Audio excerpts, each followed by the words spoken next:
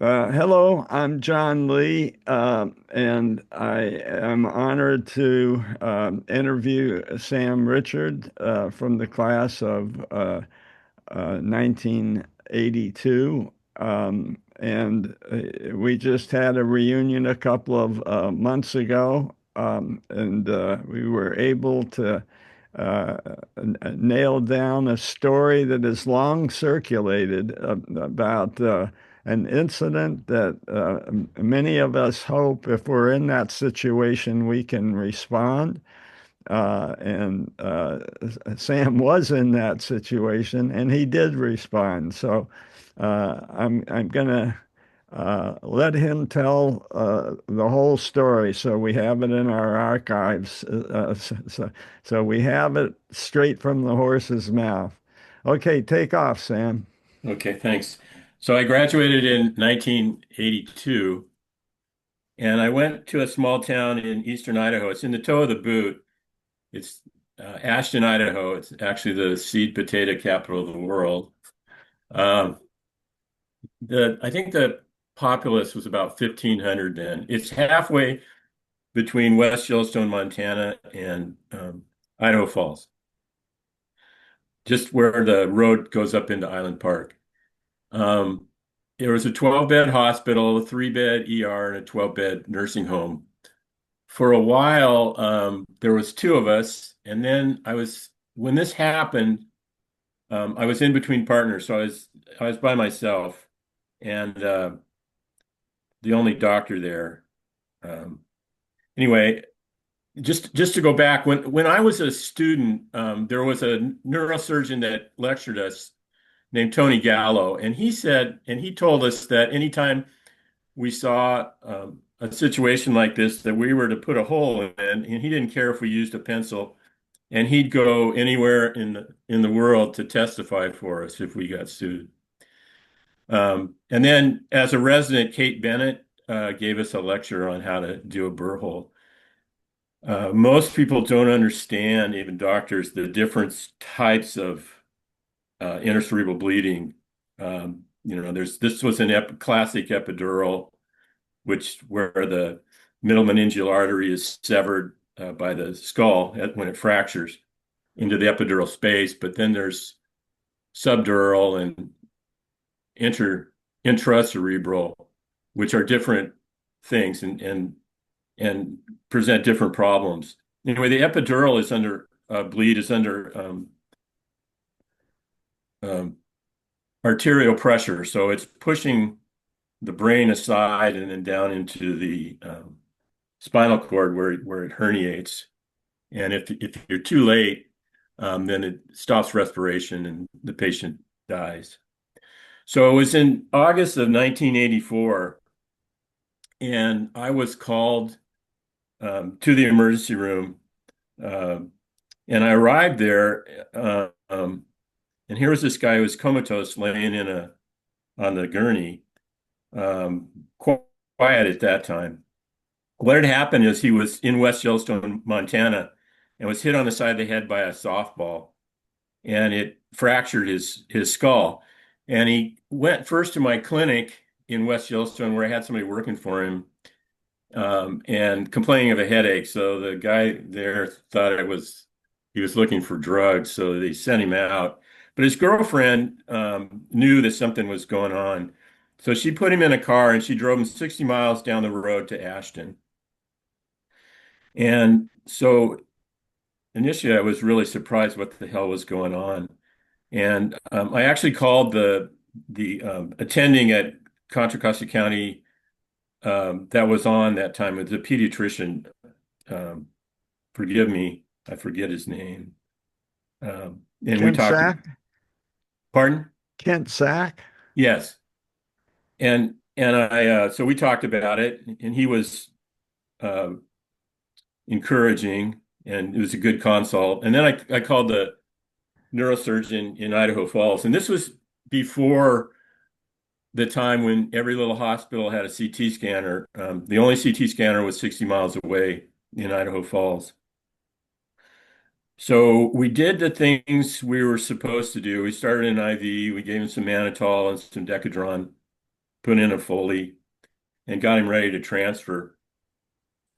But I recognized this for what it was. It was an epidural bleed, and he had it was just textbook. The hour of lucidity and then becoming comatose, among other things. And so we needed a drill. They hadn't done surgery there for a while. So we went back and got the old surgery instruments. It was an egg beater drill, like you'd use in your shop, hand drill. And then we didn't have a burr, so I got a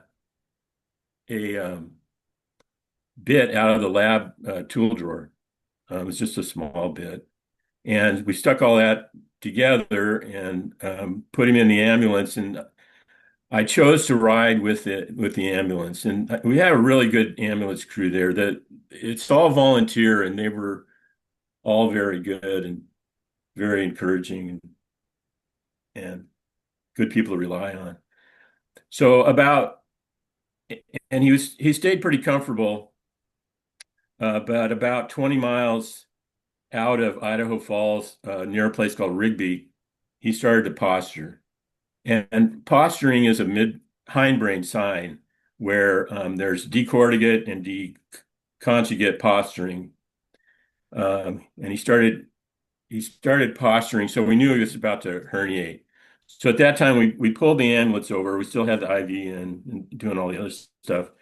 And I cut a flap, and by the way we were taught, it's a backward question mark over above the ear, and you go about an inch or so above the ear canal, and we drilled a hole. And at that first hole, it must have the blood squirted out about 3 inches, and I drilled a few more.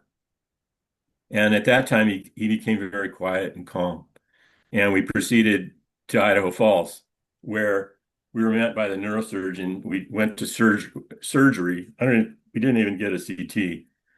And we tied off the middle meningeal artery after we'd cut a bone flap and put that back together. And he woke up the next day, and he was, for all we know, he was normal, and he recovered very well. And he went back to his home in West Yellowstone, where he was ran a hotel up there. It was really nice from the family. I got a lot of nice letters, how grateful they were. And then this was the time when every little town had a newspaper. And so the Ashton Herald reporter, of course, was right on it and talked to me and wrote the article. And then it was picked up by United Press and uh, distributed throughout the nation, I guess. So that's the story. The other thing is when I went after I left Ashton in about 1987, I went back to my neighborhood and I practiced there. And I was faculty at OHSU, and I always had a medical student with me. And of course, it was a real it was something that the medical students always really liked the story, and it was an incentive for them. And anyway, one of my residents was so enthralled with it, he presented it rounds up at the university, and the attending there says, "Oh, that's not true. That's just one of those urban myths." And then he had the article and he showed him. So we made it. It's not an urban thing, but we made it into the urban myth category. And well, it's a story I can tell for the ages, and it's nice to be able to do the right thing at the right time because we I know I've done the wrong thing at the right time too. So what the heck? Well, as long as we're on, I think I can uh, show the article. I didn't want to show it. I wanted first for it to be in your words. Well, let's see if I can Yeah, there it is. show it. So there, there's the article. And now the story is going to be in our archives, residency archives, forever. This interview uh, uh, there you are. I think this is this picture from the residency days? Is that this? No,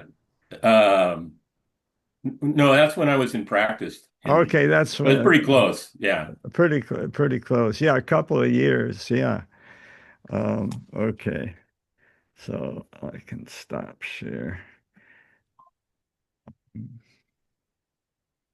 All right, great. Well, Sam, this has been great. And if you think of anything else you want to add on, we'll get back on Zoom. But Okay. I'll process this video and we put this baby to bed. Are we still being recorded? Yeah, you want, I can stop. Okay.